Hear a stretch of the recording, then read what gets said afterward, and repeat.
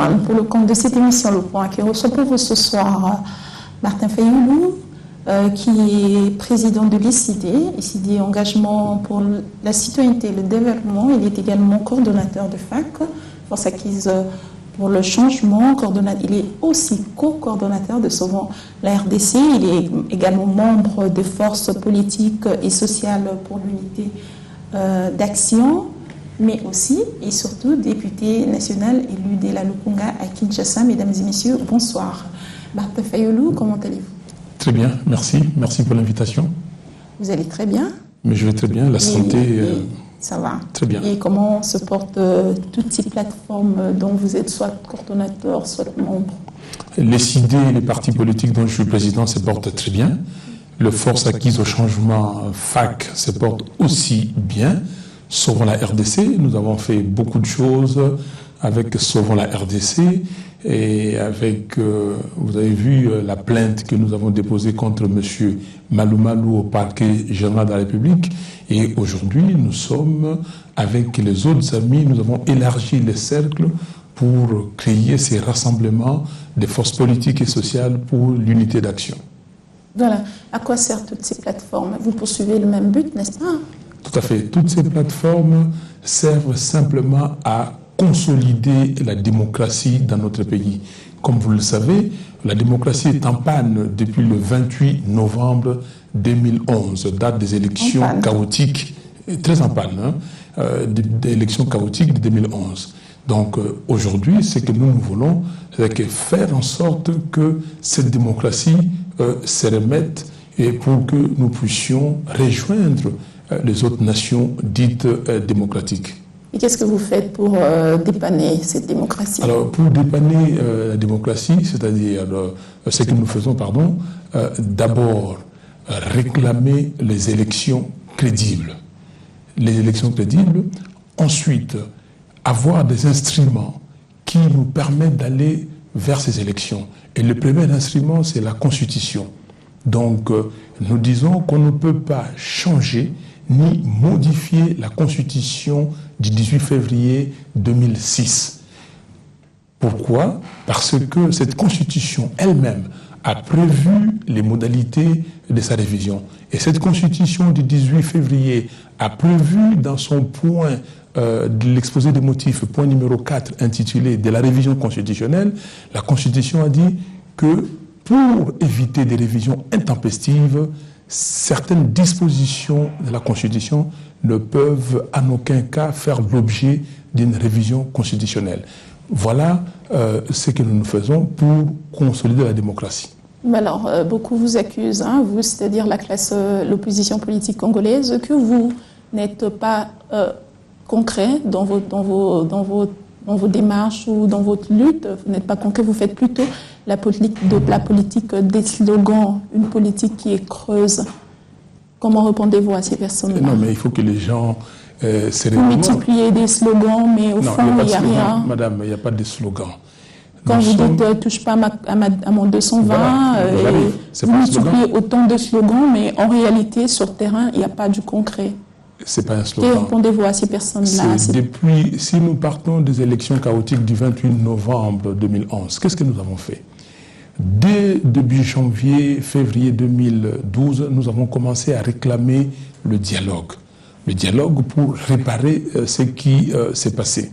Nous avons vu M. Hervé Latsous, secrétaire adjoint, donc secrétaire général adjoint des Nations Unies, chargé du maintien de la paix. Nous avons discuté avec lui. Et après, nous avons multiplié, des sorties même sur le terrain. Quand M. Évariste Bochab a écrit son bouquin, La révision constitutionnelle ou l'inanition de la nation, nous lui avons dit, non monsieur, vous ne pouvez pas le faire. Et nous avons lancé la campagne de pétition. Il avait la liberté des pensées, n'est-ce pas? Bien sûr. Oui. Il a fait. Comme nous aussi, pourquoi l'interdire? Pourquoi s'acharner contre lui? Mais en parlant... Attendez, laissez-moi terminer, madame. Sinon, on ne peut pas... On n'a pas interdit à M. Évariste Bochab. Il a écrit son bouquin et nous l'avons vu venir. Et nous avons dit, non, on ne peut pas changer la Constitution. Et nous avons lancé la campagne « Touche pas à mon 220, pas de présidence à vie en RDC ». Et vous allez voir, quand on va arriver à la fin, que nous avions eu raison. Donc, le peuple congolais a signé une pétition pour dire on ne révise pas la Constitution. Nous sommes allés plus loin. Plus loin, qu'est-ce que nous avons fait? Nous avons réclamé le dialogue. Et en réclamant ce dialogue, heureusement que le Conseil de sécurité des Nations Unies nous a suivis. Le Conseil nous a suivis en prenant une résolution, appelée résolution 2098 du 27 mars 2013. Et cette résolution, dans son point 14b, recommande à toutes les parties prenantes, donc congolaises, de se mettre ensemble pour un dialogue avant les élections. Nous avons continué. Nous avons continué pour la CENI, parce que pour avoir des élections... On va parler de tout ça au moment venu, mais je voulais quand même, en vous entendre parler, je me rends compte que vous faites plus foi, vous, c'est-à-dire l'opposition politique congolaise, vous faites plus foi à la communauté internationale. Voilà pourquoi on vous a aussi vu en délégation aller en Washington, alors qu'on savait que c'était un sommet de chefs d'État. Qu'est-ce que vous étiez allé faire? Ok, donc je crois que, je vais vous répondre, mais je crois que vous avez corrigé ce que les gens disent, que nous passons plus dans les slogans que dans les actions. Donc nous faisons des actions sur le terrain, et ce que nous sommes partis faire aux États-Unis, nous avons été invités. Il y a une organisation qui s'appelle NED, National Endowment for Democracy, qui, en marge du sommet États-Unis-Afrique, cette organisation financée par le Sénat américain nous a invités pour discuter des révisions constitutionnelles en Afrique, notamment au Congo-Kinshasa et au Congo-Brazza. Donc nous avons été invités et nous avons fait notre exposé. Nous avons donné les raisons pour nous pertinentes qui font qu'on ne peut pas changer ni modifier la Constitution du 18 février 2006, la Constitution actuelle de notre pays. Et voilà, vous ne pensez pas que c'est quand même curieux ou du moins insensé d'aller discuter des problèmes internes à Washington alors que le pays est indépendant depuis 54 ans? Mais je suis totalement d'accord avec vous, mais je vous ai donné l'historique parce que vous m'avez arrêté. Je vous ai dit que nous avons commencé depuis très très longtemps. Nous avons, nous, aux forces acquises au changement, défini les termes de référence d'un dialogue. C'est nous qui avons dit qu'écoutez, messieurs, mesdames, le pays est en danger. Il y a un chaos qui pointe à l'horizon. Alors si nous ne faisons pas attention, et tout le monde était au courant, même la majorité, parce qu'elle a organisé aussi les concertations nationales que vous avez refusé, vous, personnellement, de prendre part. C'était l'occasion propice pour pouvoir discuter des problèmes de la nation. Les concertations nationales, c'était un moyen de débauchage. Que M. Kabila voulait élargir sa majorité. Pourquoi vous allez avec cette politique de prétendre? Vous avez déjà des préjugés sur ce que les autres vont faire. Madame, vous faites la politique vous prêtez souvent les intentions et vous avez toujours des préjugés. Vous ne pensez pas que ça bloque en ce moment-là? Est-ce que tous les journalistes se posent la même question? Vous dites préjugés, prétentions ou préjugés. OK? Quels sont les préjugés? Quand hier nous avons dit que les amis s'organisaient pour changer la Constitution ou modifier la Constitution, vous avez dit que non, vous prêtez les intentions qu'ils n'ont pas. Mais c'est la même Constitution que vous avez déjà, l'opposition a déjà demandé à ce que la Constitution soit modifiée à une certaine époque. Attendez, madame, sinon on va se perdre dans les questions. Nous savons tous que l'opposition est plurielle. Vous faites partie de quelle opposition? Comme ça, on va vous poser des questions en conséquence de cause. On se perd. Attendez, s'il vous plaît. On se perd pas du tout. Non, on se perd. Vous dites qu'on prête les intentions aux gens.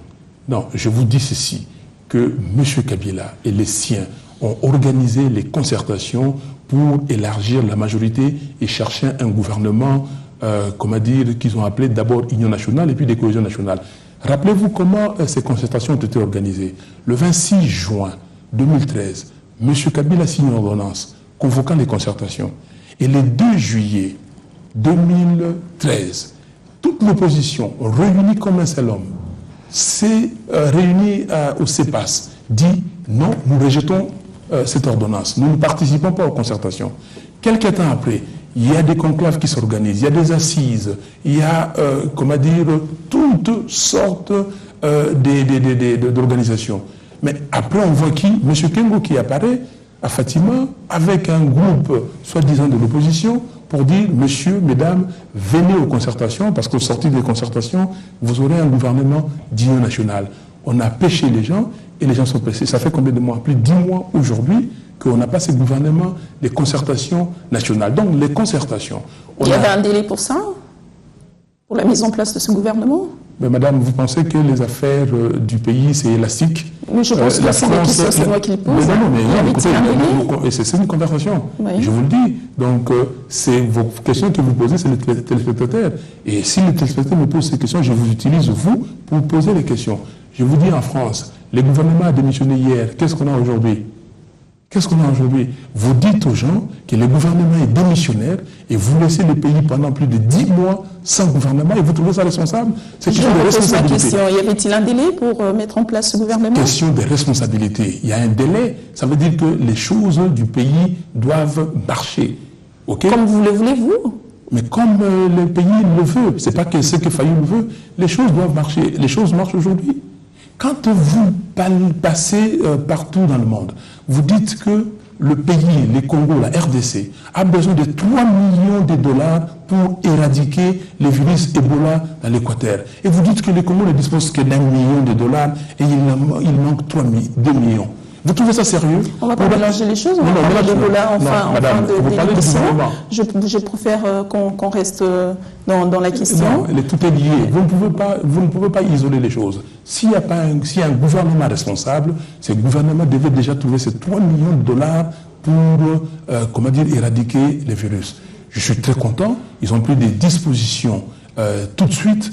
Mais il faut un gouvernement responsable avec des moyens pour, aider ces peuples à être un peuple digne et respectable. Voilà, on peut revenir à la question. Je vous demandais tout à l'heure, puisque je vous ai dit que vous, dès l'opposition, vous avez déjà fustigé contre cette révision constitutionnelle. Vous aviez même demandé à l'époque qu'on puisse la réviser. Qui a demandé? C'est ça la question. Oui. C'était l'opposition. Mais puisque nous savons tous que l'opposition est plurielle, vous faites partie d'un camp de l'opposition. Dites-nous laquelle, comme ça on va vous poser des questions. Vous posez la question, vous dites que l'opposition a demandé. Je ne sais pas laquelle a demandé la révision. Dites-nous de quelle opposition vous faites partie, comme ça on vous posera des questions précises. C'est ça la question. Quand vous m'avez présenté, vous avez dit que j'étais le président de l'ESID. J'étais coordonnateur de forces acquises au changement. On parle de l'opposition républicaine et on parle aussi de l'opposition radicale. Vous faites partie de quelle opposition? Madame, s'il vous plaît, je vous ai dit et je répète maintenant que M. Kabila, lors des concertations, a débauché des gens. Nous n'avons pas de position républicaine ici. Des gens qui ont participé aux concertations, ils sont partis élargir le cercle de M. Kabila, ils sont avec M. Kabila. C'est quoi l'opposition républicaine? Et les gens qui acceptent sans réfléchir et sans discuter toutes les propositions de M. Kabila sont avec lui, sont dans son camp. Et je suis d'ailleurs content que même dans son camp, dans sa majorité, il y a des gens comme le Palou, il y a des gens comme le MSR qui aujourd'hui commencent à résister. Mais ceux qui sont partis... Ils font le jeu de la démocratie, quoi. Bien sûr. Normal. Alors, en parlant de votre position dans l'opposition, est-ce qu'on peut savoir depuis quand vous êtes devenu opposant? Madame, je vous vois venir. C'est une... Non, je vais décliner mon identité. Je m'appelle Martin Fayoulou. Je suis né à Kinshasa, à l'hôpital général de Kinshasa, ce que vous appelez aujourd'hui Mamayemo. Je suis connu ici. On appelle aujourd'hui l'hôpital général.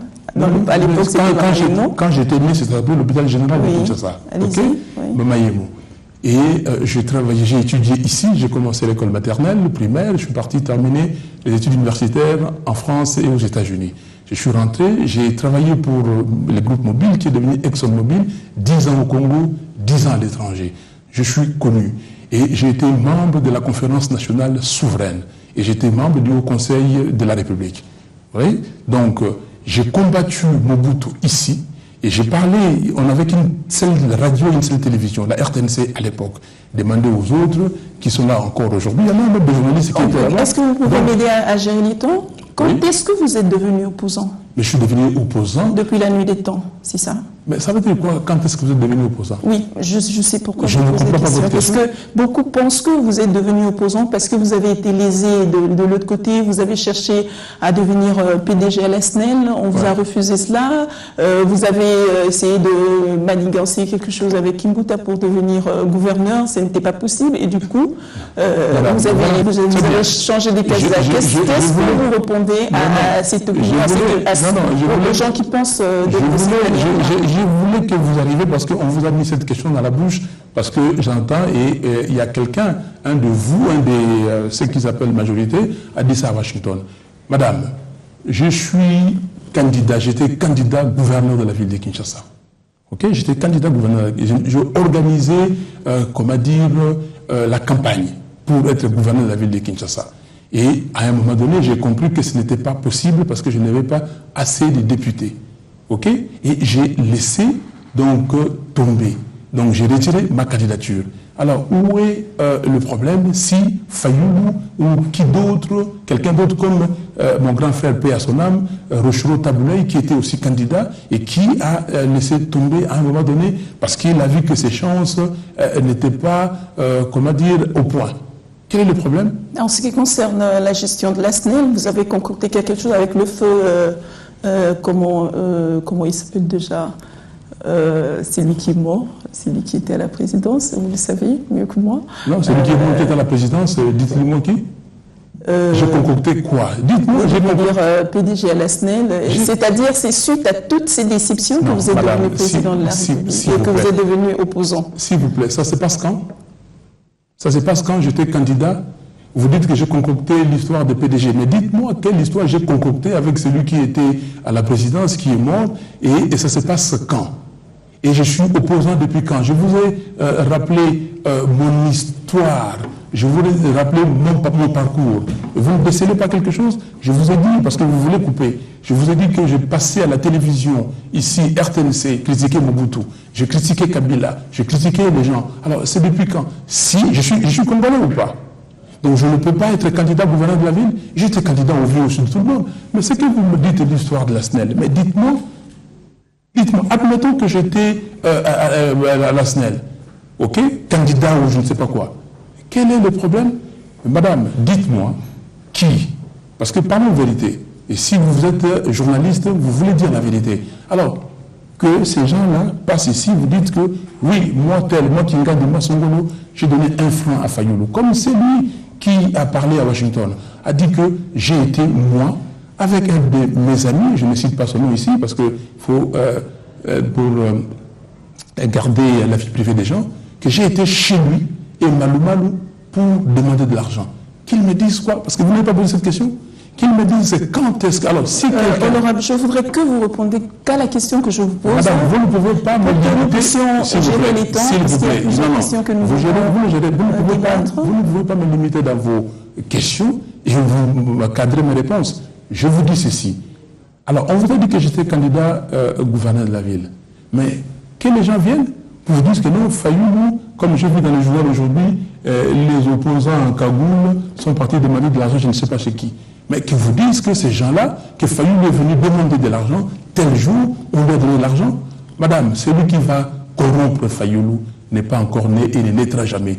Je suis fier de dire devant l'humanité, devant le monde, devant les Congolais, devant mes compatriotes, que je n'ai jamais été corrompu et je ne serai jamais corrompu. Alors, s'il y en a plusieurs qui viennent devant votre plateau et qui le disent, ceux qui m'ont vu chez eux prendre l'argent, qu'ils viennent.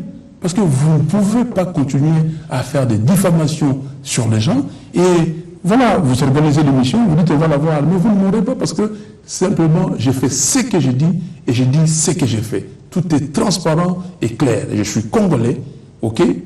Je n'ai pas de problème à avoir de dire oui, Fayoulou, vous ne pouvez pas prétendre à ceci ou à cela. Non, la Constitution le dit clairement, donc j'ai droit à tout, mais je n'ai pas droit à être payé indûment, je n'ai pas droit à prendre l'argent de l'État par le vol, par la corruption, et je ne peux pas le faire, et je ne le ferai jamais. D'accord, on peut passer à la prochaine question?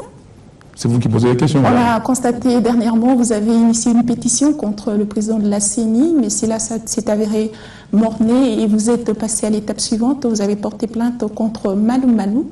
D'aucuns disent que vous avez un problème particulier avec lui. Est-ce qu'on peut avoir vous pouvez éclaircir notre lanterne sur ce sujet? Vous avez fait vos investigations. D'abord, mort-né, qu'est-ce que vous appelez mort-né? Nous avons initié la pétition Malou dégage de la CENI. La pétition a recueilli plusieurs milliers de signatures Nous avons déposé la pétition chez M. Malumalou devant M. Kobler et certains ambassadeurs parce qu'ils ne voulaient pas les recevoir quand nous sommes partis dans ses bureaux. Et maintenant qu'il a reçu, nous lui avons demandé de démissionner parce que le peuple congolais n'avait pas confiance en lui. M. Malumalou tergiverse. Qu'est-ce que nous avons fait? Nous avons porté plainte au parquet général de la République. Et nous avons confirmé la plainte et M. Malumalou a été entendu. Nous attendons le parquet général, donc la pétition n'est pas mort-née. M. Malumalou est totalement discrédité. Je ne sais pas si vous appelez ça, c'est ça que vous appelez mort-née. M. Malumalou, tout le monde sait qu'il est conseiller de M. Kabila.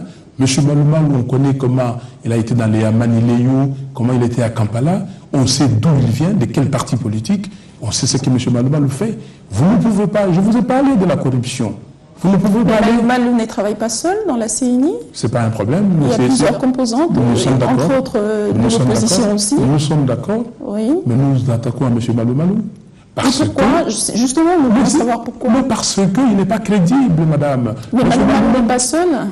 Il travaille en équipe. Si vous me parlez de quelqu'un d'autre, si vous voulez parler de lui, si vous avez le dossier, vous parlez. Je vous dis que Malumalou était président de la CEI. Vous voulez dissoudre la CENI, c'est votre démarche? Madame, Malumalou était président de la CEI. Il a organisé les opérations d'enrôlement. Malumalou a organisé les élections de 2006 avec tricherie, fraude. Et vous le savez, Malumalou est parti de la CEI ou de la CENI en 2011.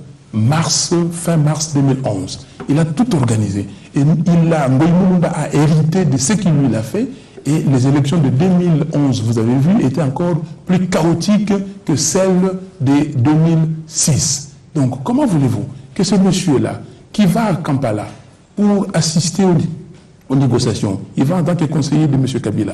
Comment voulez-vous que ce monsieur-là, sur Internet, vous le voyez, il a des documents de mission qui représente M. Kabila. Et comment voulez-vous des Congolais avertis, sérieux, qui pensent à la démocratie? Dans la CENI, il y a des gens qui représentent l'opposition. Mais ça, c'est leur problème. Alors, si vous voulez, nous avons déjà écrit aux partis et organisations et groupes parlementaires de forces de changement qui ont des membres à la CENI de retirer les membres. Alors, les mouvements... Et depuis, il y a une suite, il y a un processus. Il y a un processus, vous dites qu'il y a un processus, et nous attendons. On va les appeler pour leur dire, à la lettre que vous avez reçue, telle date, qu'est-ce que vous faites? Donc, les rassemblements pour des forces politiques et sociales pour l'unité d'action a déjà écrit à ces gens-là. Alors, vous vous opposez pour le bonheur des supposés ou vous vous opposez pour réellement pour des choses... Madame, c'est vraiment... Attendez, je vais pas être dur. C'est l'impression que vous laissez à l'opinion publique. Non. On pense déjà que vous faites de l'opposition à la limite de l'injure. Pourquoi? Tout ce que j'ai dit ici, il y a l'injure. Alors, dites-moi une seule fois. Parce que si vous me suivez, vous dites que vous faites, dites-moi une seule fois, des propos sortis de la bouche de Martin Fayoulou, c'était une injure. Je dis la vérité. Alors vous me dites que vous faites l'opposition pour le plaisir de le faire. Je viens de vous donner des faits précis. Ok? Nous avons lancé la campagne Touche pas à mon 220 pour éviter comment dire qu'on révise la Constitution. Quand M. John Kerry, secrétaire d'État américain, vient ici et il dit à M. Kabila, pas de changement de Constitution. Qu'est-ce que John Kerry a à faire? Est-ce que John Kerry a des injonctions à donner à un chef d'État d'un pays souverain? On va parler de la révision constitutionnelle. C'est les membres de la majorité présidentielle sont autour de leur autorité morale pour discuter en ce qui concerne cette fameuse révision constitutionnelle qui coule autant d'encre et de salive. Alors, pensez-vous que le moment est opportun en ce moment-ci, parce qu'il est nécessaire, d'après les dires des uns et des autres, que la Constitution soit révisée? Est-ce que le moment est bien choisi d'après vous? Madame, quand le secrétaire d'État américain vient ici, il dit ce qu'il a dit. Quand les Rasfengal et les autres viennent et dire, quand on organise des réunions, on vous appelle, on vous le dit, et vous ne dites pas que ces gens-là font de l'opposition pour faire de l'opposition, ils disent des choses qu'ils ne contrôlent pas. Mais nous sommes descendus sur le terrain parce que c'est... S'il vous plaît, je viens des États-Unis et vous venez de le dire. Vous savez qu'est-ce que c'est sorti de tout ce que nous avons vu? J'ai assisté à des réunions au Congrès. Vous savez, une grande réunion au Congrès qui a rassemblé la société civile africaine. Vous savez ce qui a été dit? Que faut-il faire pour promouvoir la marque Afrique? Que cette marque-là, et quand vous dites que nous voulons des investisseurs, que les investisseurs se précipitent. Au Congo, par exemple, c'est la règle de droit, le respect de la règle de droit, c'est-à-dire le respect de la Constitution. Tout ce que nous faisons, c'est concret. Quand nous organisons des meetings, nous disons, voilà, il y a un meeting, venez, parce que nous allons vous dire pourquoi c'est inopportun de changer la Constitution. Vous dites, vous faites de l'opposition pour faire de l'opposition. Quand nous organisons des gens, nous signons la pétition, nous disons que Maloma doit partir, voici les raisons. Il a embauché des gens à la CENI en totale contradiction avec la loi sur le marché public. Nous avons la loi sur le marché public, nous présentons la loi. Madame, ça c'est faire de l'opposition pour faire de l'opposition? Quand nous disons, écoutez, messieurs, mesdames, Congolais, Congolaises, venez, on va se mettre autour d'une table, voici les termes de référence pour le dialogue. Nous voulons un dialogue. Le dialogue pas pour aller composer un gouvernement de transition, d'union nationale ou de je ne sais quoi, mais dialogue pour parler de choses concrètes. Comment nous allons résoudre cette crise de légitimité, c'est-à-dire au niveau des élections de 2011, c'est-à-dire les sénateurs qui sont hors mandat depuis longtemps, les députés provinciaux, les gouvernements provinciaux, laissez-moi terminer, madame. Est-ce que vous pouvez m'aider à répondre précise, à donner des réponses précises pour que nous puissions gérer les temps? Dis-moi, quelle est la réponse qui n'est pas précise? Je vous demandais, en ce moment-ci, il est clair que la révision constitutionnelle doit être, la révision, on doit passer au référendum pour pouvoir enfin réviser la Constitution. Je vous demandais, est-ce que le moment est opportun pour réviser cette Constitution? Puisque d'après les dires des uns et des autres, même les opposants fustigeaient déjà cette Constitution, qu'il fallait la réviser. Est-ce que le moment est bien choisi? Alors, vous ne m'avez pas suivi, je vous ai dit que j'étais parti aux États-Unis et je vous ai parlé des... bon, vous ne voulez pas qu'on cite les noms, que pour nous, c'est inopportun. Je vous ai dit qu'on a organisé le meeting Angeli pour démontrer l'inopportunité de la révision ou du changement de la Constitution. Pourquoi on ne doit pas changer ou modifier cette Constitution? Laissez-moi vous le dire. La Constitution on peut la modifier, mais pas en ce moment-ci? Non, mais la Constitution est claire. Mais toute Constitution est révisable, madame. Mais la Constitution congolaise, la Constitution du 18 février 2006, a une particularité. Elle dit ceci au point 4 de son exposé des motifs. Ce point intitulé de la révision constitutionnelle. Vous voyez, qu'elle-même elle a prévu. Elle dit ceci, que pour faire face aux aléas politiques, aux révisions intempestives et préserver la démocratie, certaines dispositions de la Constitution, notamment les nombres et la durée des mandats, la forme républicaine de l'État, le pluralisme syndical et politique, et ainsi de suite, ne peuvent en aucun cas faire l'objet d'une révision constitutionnelle. C'est la Constitution qui le dit. Donc, maintenant, et ça c'est dans l'exposé des motifs. Vous voyez, la Constitution en 3 parties. 1, l'exposé des motifs. 2, le préambule. Vous lisez le préambule, vous allez voir. Et 3, les dispositions. Et cet esprit-là, de l'exposé des motifs, on l'écoule en disposition, c'est le fameux article 220. Il reprend exactement les termes de l'exposé des motifs et ajoute un deuxième alinéa qui est formellement interdite. Toute révision tendant à réduire les droits de la personne et les prérogatives des entités territoriales décentralisées. Le cas du Congo, c'est aussi le cas du Congo-Brazzaville, c'est aussi le cas de Burkina Faso, c'est aussi le cas du Bénin, etc. Il y a plusieurs pays en Afrique qui sont dans la même situation que Exactement. nous. Mais que dites-vous du cas de Burkina Faso, par exemple, le président Blaise Compaoré qui dit que les gens copient facilement la démocratie vont facilement à copier la démocratie des Occidentaux alors Madame, que nous n'avons pas les mêmes réalités, et nous n'avons pas des institutions fortes, nous n'avons pas des investissements solides, etc. Pourquoi vous voulez faire du copier-coller? Est-ce que l'Afrique ne peut pas avoir ses propres réalités, sa propre démarche? Madame, c'est malheureux. Si un président de la République dit des choses comme ça, c'est malheureux. Et vous savez, nous avons une constitution, oui ou non? Cette constitution, ou la constitution du Burkina Faso a été élaborée par qui? Notre constitution a été élaborée par les Congolais. Allez demander à Monseigneur Marini, quand il était président du Sénat de la transition, comment on a élaboré cette constitution.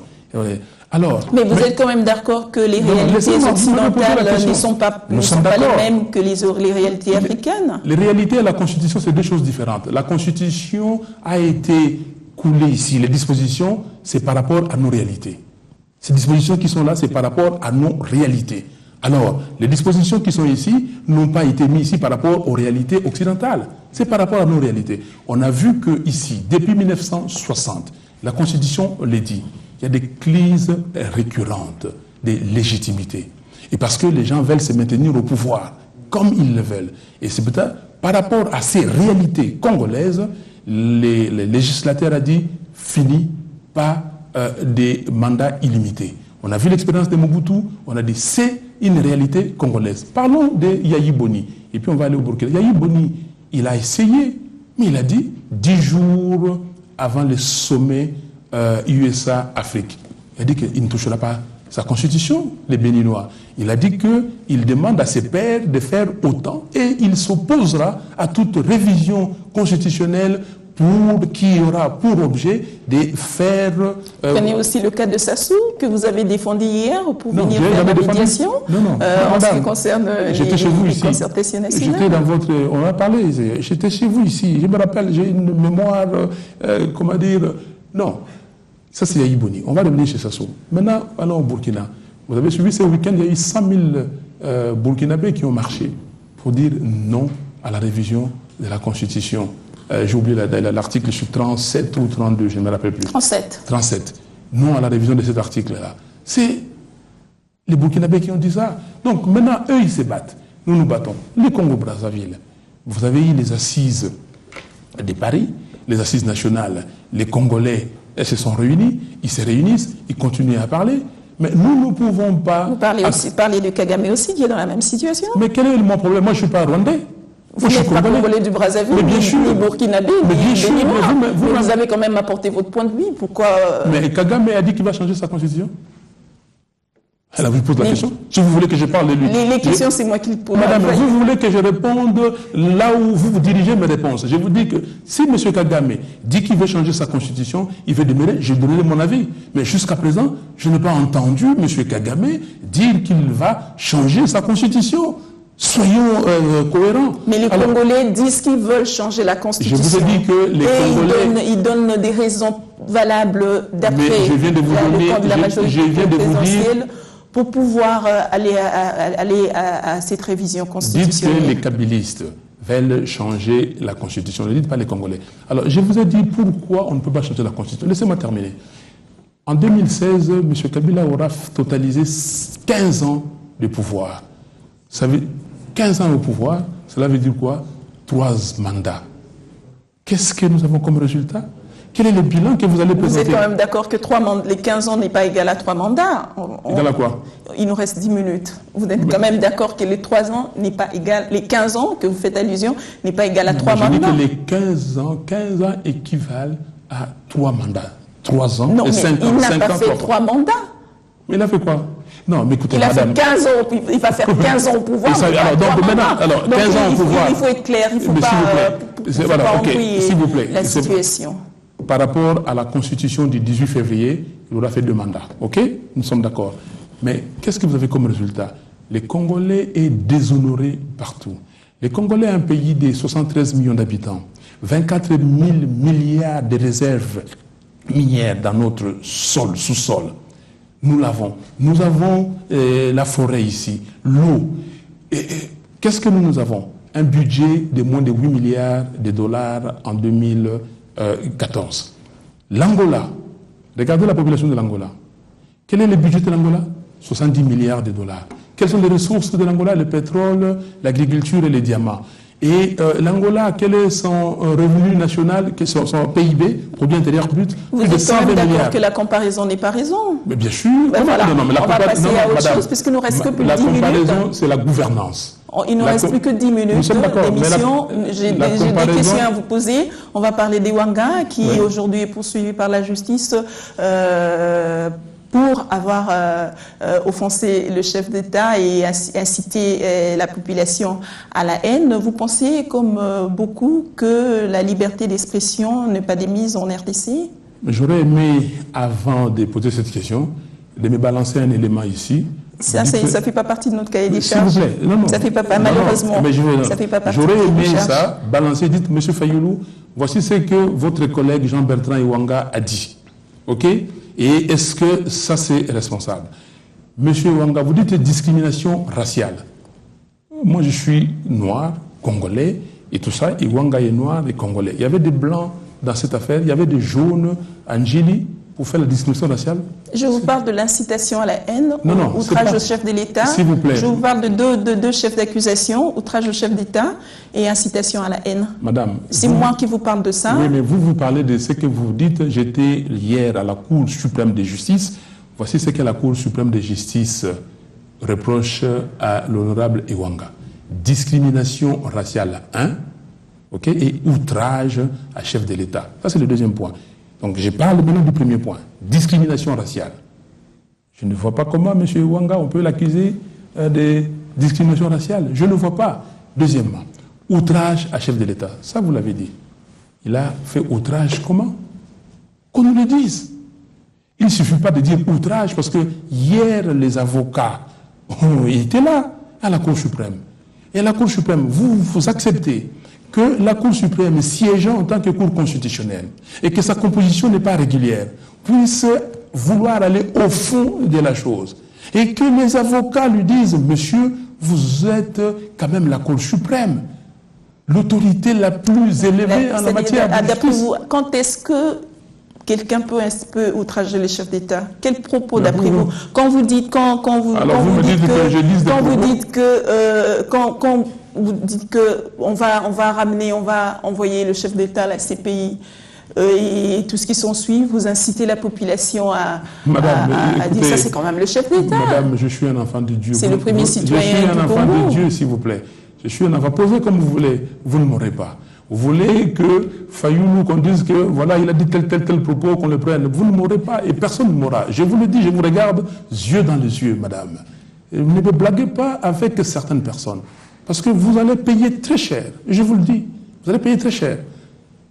Vous me dites-moi, vous, les propos des Ewanga qui constituent outrage à chef de l'État. Dites-le-moi.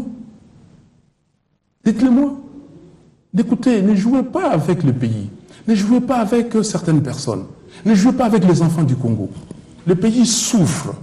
Qu'est-ce que Ewanga a fait? Parce que Ewanga dit la vérité. C'était quoi sa vérité?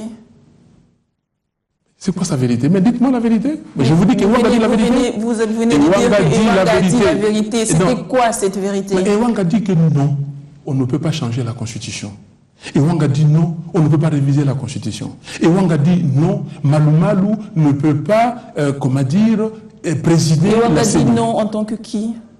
En tant que député, en tant que co-coordonnateur de Sauvons la RDC avec moi, en tant que membre des forces politiques et sociales pour l'unité d'action. Et en tant que citoyen congolais. Mais quelle est la voix qui compte? N'est-ce pas la voix de la population? Mais alors, quelle est la population? Du peuple congolais? Mais alors, qu'est-ce que la population dit? Laissez le Congolais aller au référendum pour qu'il puisse se prononcer. Voyez-vous, madame, vous revenez, vous me dites évoluons. Vous revenez sur le référendum. J'ai déjà battu votre argument en brèche que le peuple congolais n'a pas demandé de référendum. Le peuple congolais, en toute souveraineté, dans sa constitution, a dit qu'on ne pourra pas changer la constitution. Maintenant, j'apprends qu'on veut faire un coup d'État à la constitution. Si c'est un coup d'État, allons-y. C'est un coup d'État, faites le coup d'État et que le peuple, parce que l'article 64 de la constitution est là, est très clair. Et que le peuple aussi, lui-même, se dise qu'on a fait un coup d'État à ma constitution et voilà ce que je dois faire. Madame, c'est très clair. Donc, Ewanga, c'est un prisonnier politique. Et Wanga, on veut, comment dire aux autres, parce que sa voix crie très, très... sa voix, il parle bien et il dit des choses vraies. Alors, on dit ceci. Messieurs, voilà l'exemple de Wanga. Vous autres qui voulez suivre, et vous allez voir ce qui vous attend. Mais nous disons que non, ils ne vont pas faire peur aux gens. Et Wanga est resté. Vous pouvez prendre les corps, vous pouvez le mettre en prison, vous pouvez tout faire. Mandela est resté 27 ans en prison. Vous avez tué son esprit? Mandela est resté 27 ans en prison. Aujourd'hui, c'est l'homme le plus populaire du monde. Paix à son âme. Aujourd'hui, Wanga est là. Il sera avec moi dans l'action. Il sera avec moi pour réclamer la démocratie dans ces pays. Il sera avec moi pour changer les choses dans ces pays. Le peuple congolais a besoin d'une alternative crédible, ok, pour changer les choses. Le peuple congolais, voilà. Vous fouillez les débats. Vous donnez l'impression que Wanga est Tshisekedi. C'est l'impression que vous me donnez dans vos propos. Tshisekedi est malade depuis près de 2 semaines. Il est en Belgique. Madame, je donne l'impression que Wanga est Tshisekedi. D'après vos propos, vous me donnez l'impression, quand vous faites le parallélisme entre Wanga et Mandela, vous me donnez l'impression que Wanga est Tshisekedi maintenant. Je parle de Wanga comme citoyen congolais, la personne avec alors qu'il y a plusieurs citoyens congolais à la prison de Makala. Mais écoutez, la prison de Makala, j'ai parlé de Diomi hier. Je continue à parler de Diomi. Je parlais de Chaloupa quand il était à la prison de Makala. J'ai parlé d'autres. Et de tous les autres Congolais qui Madame, sont... attendez, s'il vous plaît. Vous ne me désorientez pas, parce que vous m'avez posé la question sur Wanga. Si vous m'avez posé la question sur Coutinho, qui est aussi en prison, j'allais répondre sur Coutinho. Si vous m'avez posé la question sur Diomi, j'allais répondre sur Diomi. Je vous pose la question sur Tshisekedi maintenant. Mais non, vous me dites que c'est comme si Wanga était Tshisekedi. Mais qu'est-ce que ça veut dire? Qu'est-ce que ça veut dire? Non, Wanga c'est un citoyen congolais, un homme plein de valeurs, un homme qui veut servir son pays, un homme qui a, comment dire, des convictions. Voilà. Et alors, on va parler de Tshisekedi maintenant. Mais posez-moi la question de Tshisekedi. Ouais, je disais qu'il est là, il est malade depuis près de 2 semaines, il est en Belgique. Comment vous, du côté de l'opposition, vous vivez la situation? Alors, madame, je vous retourne votre raisonnement. Il y a combien de Congolais et Congolaises à l'hôpital Mamayemo? Il y a combien de Congolaises et Congolaises à l'hôpital de Kitambo, de Ngaliema et partout? Pourquoi vous ne me posez pas la question sur ces Congolais et Congolaises? Dites-moi. Mais la nature humaine, c'est la nature humaine. OK? Alors, pourquoi vous me posez? Posez-moi la question sur d'autres Congolais. Écoutez, respectons les gens. Respectons la dignité humaine. Parce que, comme on dit à Lingala, Bokakola, dignité à Congolais. Et vous pensez qu'on va s'amuser sur des gens? Nous sommes des passagers sur cette terre des hommes. Nous sommes des passagers. Mon lieu de provenance et d'appartenance, moi, Fayoulou, c'est le ciel. Je rentrerai au ciel. Je suis ici. Je vous demande comment vous vivez la situation de Tshisekedi en ce moment qu'il est malade. Vous de l'opposition, parce que c'est quand même le père de l'opposition. Mais c'est un Congolais. Mais c'est un Congolais. C'est Tshisekedi qui a donné le job à tous ses opposants. Ah bon? Oui. Moi, j'ai travaillé à Mobile. Mais vous êtes maintenant opposant? S'il vous plaît, au cadre de Mobile, j'ai travaillé ici au Congo, j'ai travaillé aux États-Unis, en France, dans 8 pays africains. Alors, vous me dites... Et aujourd'hui, vous êtes opposant? Je suis dans mon pays. Parce que Tshisekedi a été opposant un jour? Non, c'est pas parce que... Non, écoutez, vous mélangez les choses. Je vous ai dit que j'étais à la conférence nationale souveraine. OK? Tshisekedi, si vous dites, le père de la démocratie, il a libéré les Congolais de la peur. Nous sommes d'accord. Et aujourd'hui, je préfère de respecter sa dignité de personne humaine. Il faut respecter la personne humaine. Vous ne pouvez pas parler de quelqu'un parce que la personne est malade, qui ne tombe pas malade. Madame, il y a des gens qui ont dit... Attendez, nous sommes à la fin. Je préfère répéter ma question. Je me suis fait mal comprendre. Non, vous ne faites pas Tshisekedi est malade comme toute autre personne, mais c'est quand même Tshisekedi. Oui. Alors vous, au niveau de l'opposition, comment vivez-vous cette situation? Mais comment voulez-vous? La question, c'est celle-là. Si quelqu'un est malade dans votre famille, si quelqu'un est malade dans votre famille, vous allez vivre ça comment? Si quelqu'un est malade dans votre famille, vous allez vivre ça. Mais honorable Fayou, madame, vos questions insidieuses. Vous vous Non. exaspérez. Comment? Répondez à la question. Mais je vous ai répondu. Nous savons que c'est un être humain, mais nous voulons savoir comment vous vivez la situation. La même question, je l'avais posée à quelqu'un de la majorité. Il a donné sa réponse. Donnez votre réponse. Je donne ma réponse.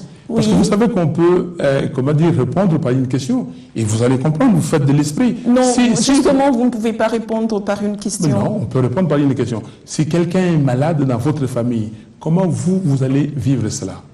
C'est ma réponse. D'accord. Ok. Je suis content que vous soyez contente. D'accord. Ok. Honorable Fayou, merci beaucoup. Et je vous remercie. D'accord. Je vous remercie vous aussi pour les 45 minutes que vous avez passées avec nous. Je vous rappelle que j'ai reçu ce soir l'honorable Fayoulou Martin Madidi, qui est député national élu de Kinshasa dans la circonscription de la Lukunga. Alors, vous pouvez revoir cette émission si vous voulez bien. Ça revient demain à 7h30, mais également le jeudi à 23h. La prochaine, c'est le mardi à 20h30. D'ici là, portez-vous bien.